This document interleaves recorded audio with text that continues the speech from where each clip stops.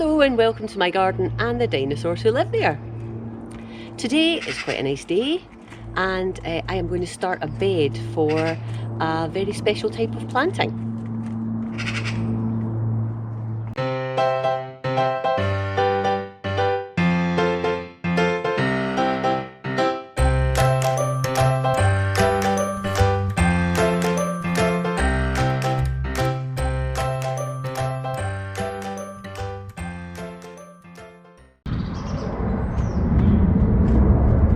So this is the bed that I'm going to give a bit of a revamp to. It's about 1.5 meters by 1 metre, and at the moment it's got a perennial daisy in there. I think it's a marguerite, big daisy type flower.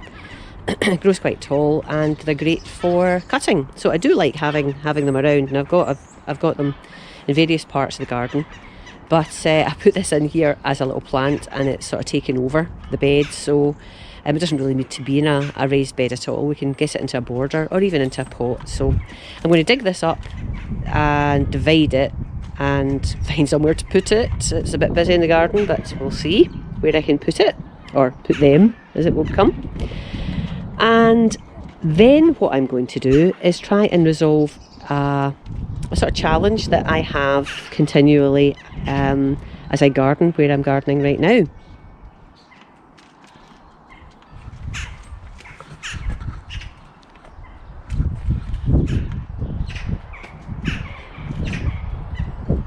And the challenge I'm talking about is the fact that I'm sort of limited for space here.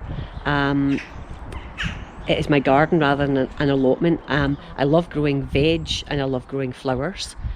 And I have this sort of, ongoing dispute between, do I put flowers in this bed? Do I put veg in this bed? Or fruit in this bed? So I've been talking about that in the past on my channel, and a couple of folk, chickens are getting a fright there. There they are. Eee. The girls are out playing, and so are the cats. Not that the cats bother the chickens, but they got a wee fright. So, a couple of folk, including Monty at my family garden, had suggested that because I have this problem with, would I put in here flowers or, would I grow flowers or veg? Maybe I should do both. And what about a potager style? And I thought, why didn't I think of that? I sort of do grow veg and flowers together. Well, in fact, I've got a bed that's got strawberries in, so fruit, as well as poppies, so flowers and fruit. But that's sort of been something that's just happened, rather than me making a conscious effort to do it. And with a potager style, if you're unaware, what that generally is people will design the garden around sort of geometric designs. So their beds will be arranged in a geometric design, and inside the beds they will grow a variety of things, again conforming to a design rather than just sort of strictly rows or sort of broadcast zone. And I thought, well, yeah, let's have a shot of that. So with this bed that I've shown you, that's the first bed that I'm going to, I'm going to try that with. So I am going to divide it up in a sort of design, and I'm going to grow a combination of veg and flowers in there. And I've got another bed that I'm going to try that with as well. What the design is, I've got some ideas in my head. We'll need to see. But so it'll be quite exciting. What I can't do is arrange my beds in a sort of very formal geometric design. The beds are where they are, and that's that. But actually within the beds, I can use a sort of potager style of planting. So yeah, that's the idea. First thing I'm going to do is get the marguerites out of the bed, and I'll keep you appraised of my progress. Okay, so this is what the bed looks like now. I dug out the marguerites. I dug out any other bits and pieces that I found in the bed, took out some of the old soil, and I'll distribute that around some of the other beds in the borders. off the garden, and I added some seaweed and then topped it off with some compost. I think there's probably room for a bit more compost there. The aesthetic is going to be compromised a little bit because I have to put up these little barriers to stop the chickens getting in.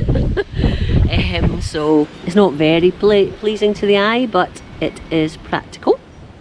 I might see if I can make a sort of barrier a little bit more aesthetically pleasing. I mean, the chickens can get over that, but it makes them less inclined to. If it's there, they'll just go to another bed that's easier to get into. So yeah, so here we are. The bed's ready for me trying to work out the design and hopefully to get planting. What I think I'll do is use some bamboo canes to sort of mark out the pattern, and I'll show you what that looks like, and then I can work out what is going to go in here. Quite exciting. I mean, obviously it won't get filled today. It will be over a period of time because we're still in March. It's the 23rd of March today, and it is a lovely day, but I'm well aware that we could potentially still get some nasty weather and some frost and so on, but it's a start anyway, so I'll let you see the next stage in a mo. Okay, so I fortunately had some little small canes, stick type canes, so they've been brilliant for laying this out, because bamboo canes would have been a bit more tricky. I'd have to cut them and then they might be the wrong size, blah blah blah blah.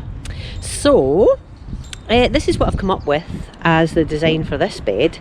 So it gives me 4 corners, there and there. Ooh, sorry, I know you know what a corner is, there and there. So it gives me the 4 corners to put some things in, and then it gives me 4 bigger bits in the middle. Yeah, so I'm happy with this. Onions are the first thing that's going to go in here, so I'm going to put some onions in, probably 2 of the triangles, and the big triangles in the middle, because I've got plenty of onions. And then I will contemplate what's going to go in the other bits. I think I want to put in some pansies, or sort of low to the ground flowers. I've got some pansies already growing, but I'm going to need more, so I might just buy some just to get some colour in this bed while I grow on some other flowers. Yeah, I want to get some lettuce in here, maybe some chard as well, and maybe even some garlic. So yeah, this is my first shot at this potager style planting, so we'll see how it goes. Okay, stage 1 of planting in the potager bed. I have put in some red onions. It's Carmen, the variety. I hope the spacing is okay. We shall see. But yep, so that's Carmen in 2 of the sections, and yeah, I'm really pleased with that. I'll have a think about what else I can put in now and what else I'm going to add in the future.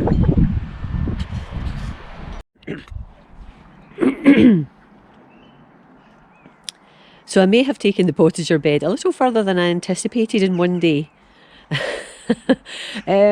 So I have 2 lots of Karma red onions.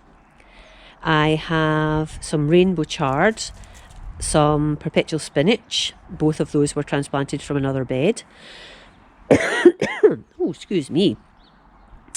I have some pansies that I've had overwintering.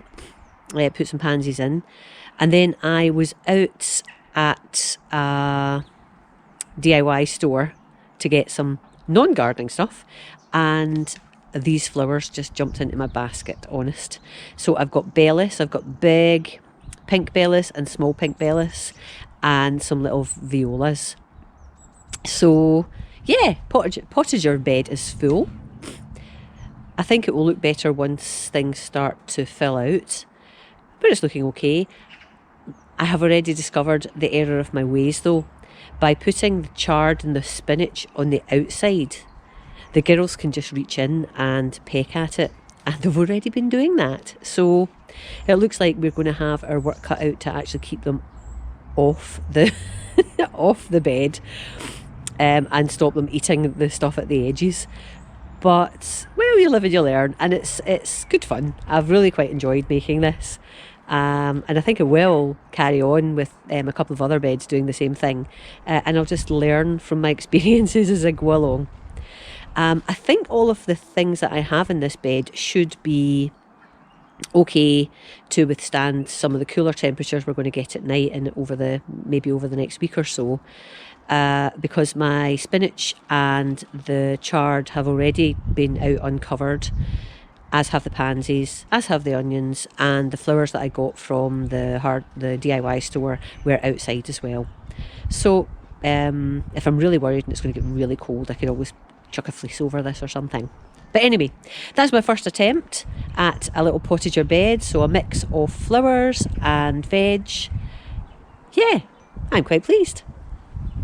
So if you have enjoyed this video, please give me a thumbs up.